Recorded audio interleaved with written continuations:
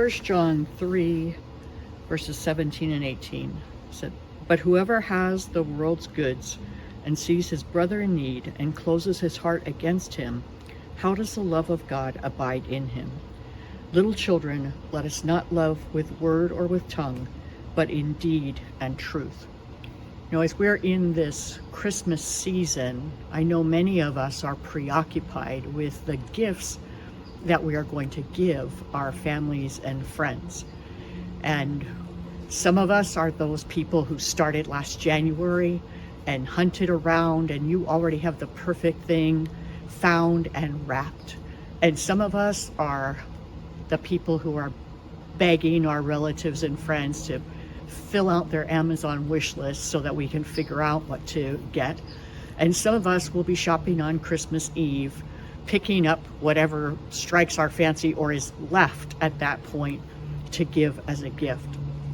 But this passage talks more about not those gifts that we give the people that we love, not those maybe at times obligations that we have, but it says that when we see someone in need and we close our heart against them, in other words, we don't think about, is there a way that I can step into this need?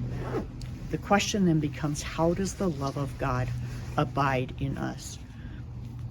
God's love isn't necessarily demonstrated by the gifts that we give our family and friends, who are likely to give us gifts in return.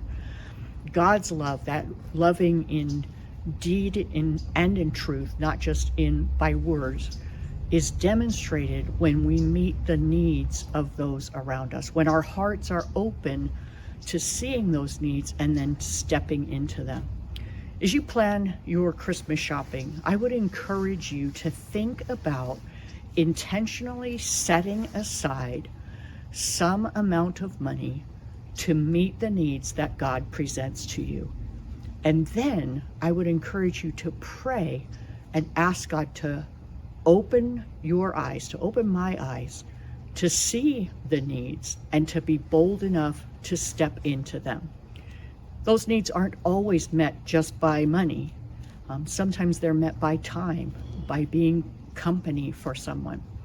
But over these next days, as we prepare to celebrate the arrival of the one whom God sent because he loved us so much, let's be intentional about showing our love, not just to family and friends, but to those around us as we plan and step into the needs that God makes known to us.